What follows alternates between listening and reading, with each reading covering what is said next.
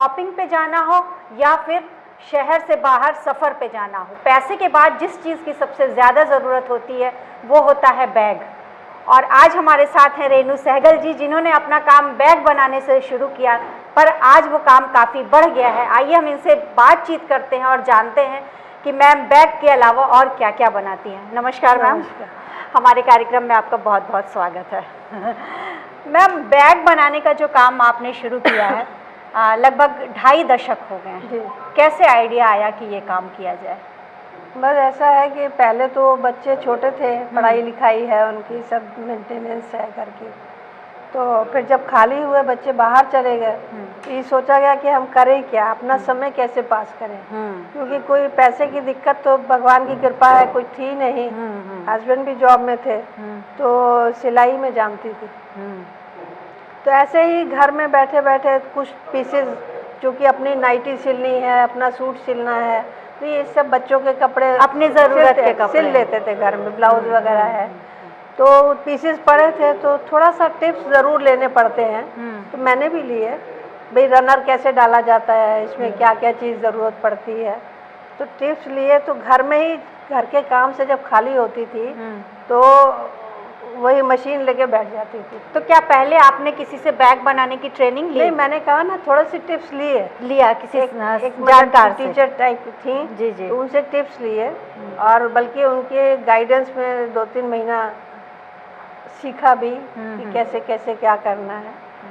फिर बस ये था कि घर से निकलना मुश्किल था कि रोज़ कहीं जाएं, ऐसी ज़रूरत भी नहीं थी, ना सोचा था कि आज इतना समय बीत गया है कि ये भी होगा। तो फिर उसी में बैग वैग बनाना शुरू किया। 1-2 लेडीज़ मेरे पास आईं तो वो भी बैठने लगी कि अरे आंटी ये तो बड़ा अच्छा काम है। तो फिर मुझे मतलब बना लिए। तो मैं असल में कुकिंग में भी शौक़ रखती थी। अच्छा। तो आंवले का मुरब्बा वगैरह बनाती थी, बहुत बनाती थी।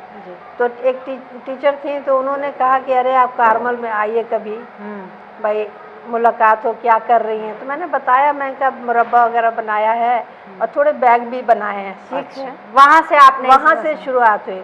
जब आप घर से बाहर निकली, अपने बनाए बैग लोगों को दिखाया, जैसा कि आपने बताया कारमल स्कूल गई, लोगों को पसंद आया। फिर आपको ऑर्डर्स मिलने लगे? नहीं, उस समय तो मतलब मुझे नहीं पता था कि ये मैं काम आगे करूँगी या इतना आगे जाएगा या लोग पसंद करेंगे।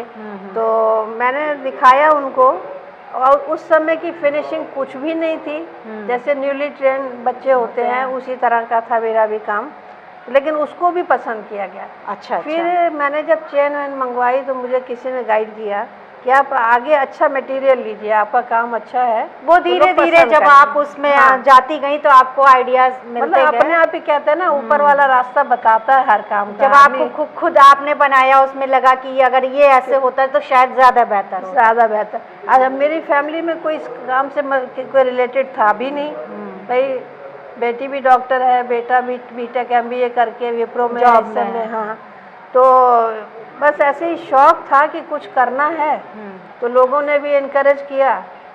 तो ये होता है जब आप कुछ करना चाहें तो ज़रूरी नहीं है कि आप घर से बाहर जाके करें, घर में रह के भी काम कर सकते हैं, जिस तरह से रेणु सहगल मैडम ने काम शुरू किया। और मैम, आपने बहुत सारी महिलाओं को रोज़गार दे रखा है, एक अहम बात है।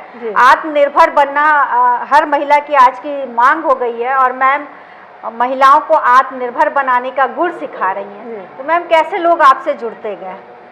ऐसा है मैम कि मैं जो है मीडिया के मतलब से तो हम लोग का कोई तुक ही नहीं था कि कहीं रिलेशन हो।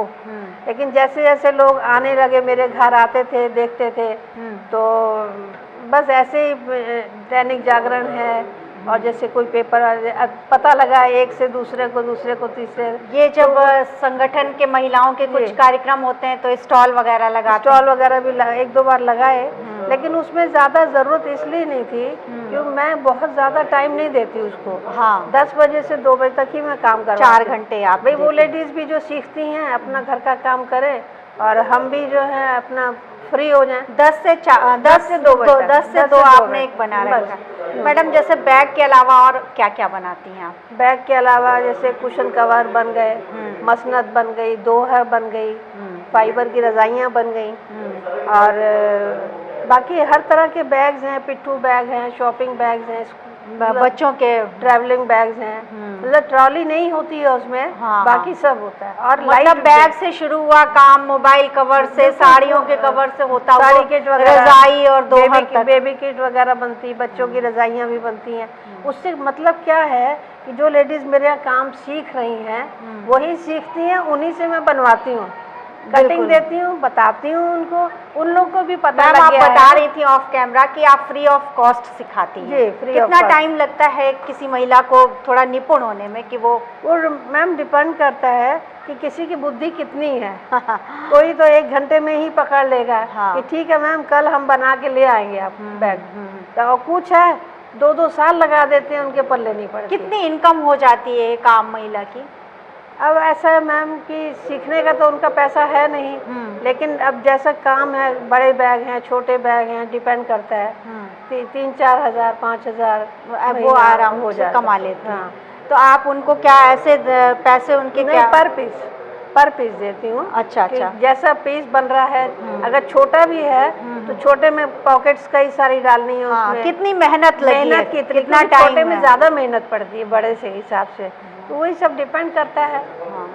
तो आप एक गृहिणी होने के साथ साथ आप ये सारी चीज़ें, अब ये तो दौर दूसरा आ गया है जी, नहीं तो हमारी मम्मी और नानी का जो दादी का दौर था वो घर में अचार, मुरब्बे और सिलाई जैसी चीज़ें होती थी, उसको अब नया रूप दे करके जिस तरह से आप सामने ला रही हैं वो बहुत अच्छा है। किस तरह का अनुभव रहा है मैडम आप? मुझे शुरू से शौक था कि मुझे कुछ करना है, ये समझ नहीं आता था कि क्या किया जाए, क्योंकि फैमिली का नेचर हमारा ऐसा था कि ज़्यादा आउटिंग नहीं है। अच्छा, कहीं मतलब ज़्यादा आना जाना नहीं, बच्चों की पढ़ाई लिखाई पे ध्यान दिया।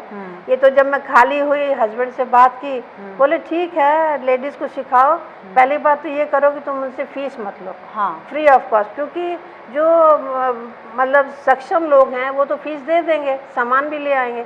अब इतने गरीब लोग हैं कि खाने तक का तो जुगाड़ नहीं होता। किस तरह की महिलाएं आती हैं, जरूरतमंद अब महिलाएं? जैसे किसी के ऑटो हस्बैंड चला रहे हैं, ऑटो चलाते हैं तो शराब पी के ख़त्म कर देते हैं। अब कोई बेकरी में है, कोई पेपर बांटता है, कोई पान की दुकान रखा हुआ है, तो सबके अपने अपने, लेकिन उसमें कोई इनकम तो है नहीं।